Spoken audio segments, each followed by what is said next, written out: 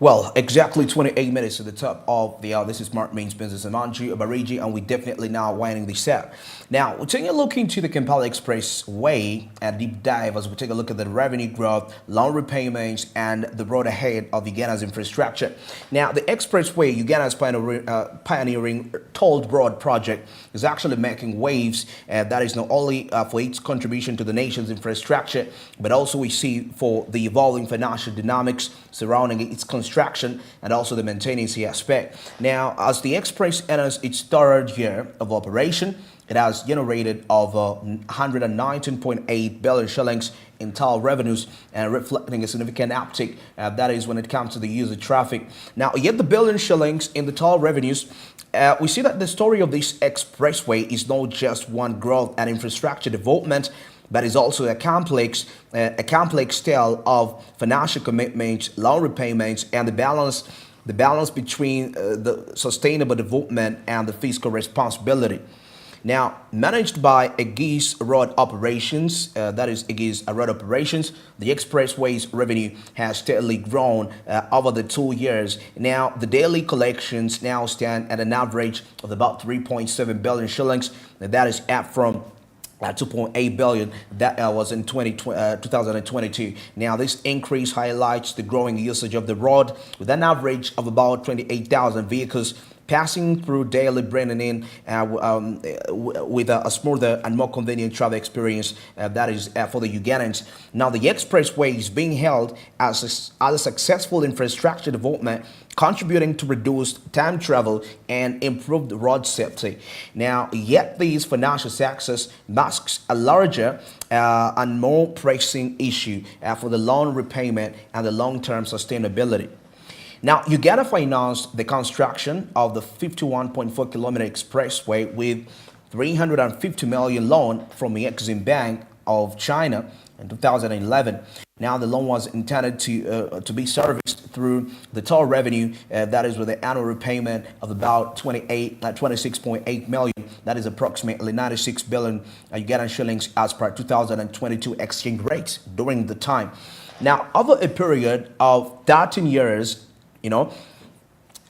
that is when the road was actually constructed over the period of 13 years. Now, however, according to the latest figures, the 119 billion Ugandan shillings in revenue accumulated, that is over the last 3 years, accumulated over the last 3 years, falls short of the meeting of the required loan repayments as outlined in the agreement. Now, the challenge lies in the gap between the projected revenues and the actual toll collections. Now, with monthly revenues averaging to about 3.7 billion shillings, Uganda is still facing an uphill battle in meeting its financial obligations. Now, the shortfall suggests that while the expressway might have been a successful and attractive vehicles, its value generation has not been enough to meet the aggressive repayment schedule set by the loan agreement. But I think 3 years is still, we can still give it some more time. We can all say that it has actually not achieved anything. If I'm to say it that way, we still need to give it time. That's just my opinion. Now, for every Ugandans, the expressway represents both a boon and a burden on one hand. Now, it has revolutionized the travel between, that is Kampala City, between the capital city Kampala and the country's international airport in Entebbe, reducing travel time significantly. Now, the express has also contributed to improved road safety, with monthly accidents dropping from 21 in the first year of operation to just 9 today. However, the toll charges remain a point of contention. Now, the cost of using the expressway, which currently stands at about 5,000 Ugandan shillings for cars, has sparked debate about its affordability for the average Ugandan commuter. Exactly, that's the point. Now, while it is clear that the expressway is facilitating faster and more efficient travel, the question remains, how sustainable is this model for a country with a largely low-income population? Now, the impact on the business, particularly those that rely on transporting that is goods between Kampala and Entebbe, in another critical is another critical consideration. Now, with the large transporters may be able to absorb the toll charges, the smaller businesses, including the local traders and entrepreneurs, may actually feel the pinch. Now, this has raised questions about how the government can actually balance infrastructure development with economic inclusivity, ensuring that the benefits of the expressway reach all the sectors of society without the financial barriers. Now, the real challenge lies in the financial arrangements tied to the expressway. Now, according to Alan Sempewa, the communications officer at the Ministry of Works and Transport, part of the toll revenue is directed towards loan repayment, while another portion is used for ongoing maintenance operations. However, the Ministry of Finance has yet to comment on how much the loan has actually been repaid to date, leaving a cloud of uncertainty over the long-term financial viability of the project. Now, the $350 million loan obtained from the Exim Bank, and that is of China, in 2011 was actually aimed at kickstarting, that is, Uganda's infrastructure revolution. Of course, with the expressway serving as the critical test case for the future of infrastructure development, yet with repayments looming and the revenue gap, of course, persisting. Now, Uganda finds itself at crossroads. Now, the question is, will the growing toll revenue be enough to cover the loan repayments and maintenance costs of the next decade? Or will the government need to make further financial adjustments to bridge the gap? Because I imagine if that fee was actually put at about 2,000 or 1,000 Ugandan shillings in a month, because now if they're collecting about 3.5 billion monthly, then with 1,000, that means any person can actually be in position at least to afford that amount of money with 1,000. So the revenue collections can actually surge up to about 15 billion. Yeah, it's possible. Now, as we proceed along, the real challenge regarding this lies in the financial arrangements that are tied to the expressway, like we've seen, according to the communications officer outlining this. Now, the $350 obtained from the Exim Bank of China, that was in 2011, was aimed at kickstarting Uganda's infrastructure revolution, with the expressway serving as a critical test case for the future infrastructure projects, which are yet to be established. Now, a closer look at other toll-based infrastructure projects globally reveals a mixed record of success.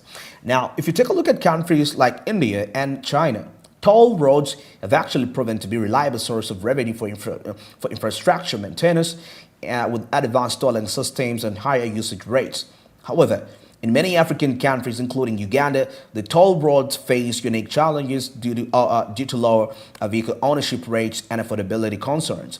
Now, the case of the Kampala-Entebbe Expressway, with each steady increase in the usage-backed shortfall in revenue, is definitely a microcosm of the wider challenges faced by the African nations as they try to balance development goals with financial realities. Now, one notable example is the Nairobi-Thika superhighway in Kenya, which actually, despite its success in improving, that is the traffic flow and road safety, also faced challenges in revenue generation with initial toll projects falling short of expectations. Now, in Kenya's case, the government had to work its tolling structure and make adjustments to ensure that the toll revenue could actually meet the obligations. Now, the experience highlights the importance of adaptability in managing a toll-based infrastructure projects, particularly in economies with fluctuating vehicle ownership rates and diverse socioeconomic contributions.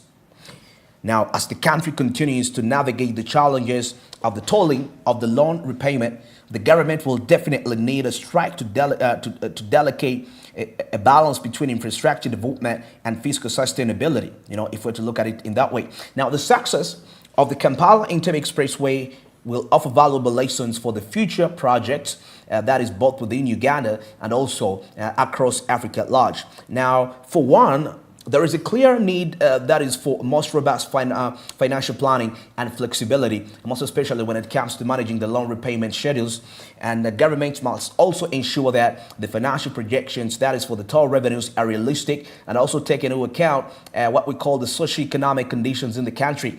Now, this will definitely require better data collection, forecasting models, and more nuanced understanding of the local economy's ability when it comes to generate sustainable revenue for the road tolls. Now, of course, Transparency in the financial management of such projects is very key.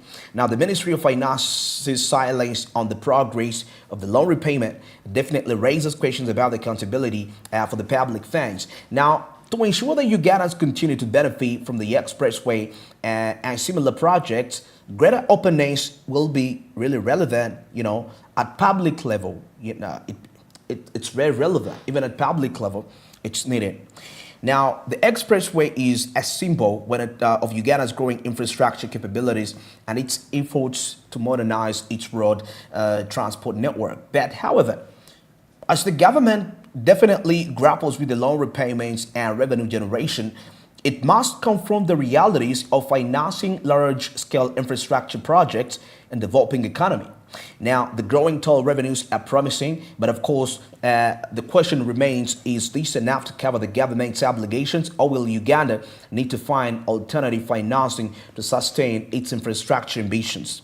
Ultimately, this story is it's not just about the numbers and the loans, but it's about how such projects definitely affect the daily lives of the day-to-day Ugandans and how the decisions made today will actually shape the country's future. Now, the expressway has the potential to transform the transport sector, by the way, but achieving this vision will definitely require careful financial planning, will require transparency and unwavering focus on the needs of the people. Then we shall call it a success. Well, that is it for today's edition of Smart Means Business. Thanks for being a part of it all the way from 7 a.m. to this particular time in our Business Insight. We're heading into the weekend. Time to strategize and also have it in mind that by next week we shall be concluding the first month. How far have you gone when it comes to achieving your goals, which you set for the year 2025? Think about that and go back and strategize. I guess we shall be meeting again on Monday. Have a blessed weekend.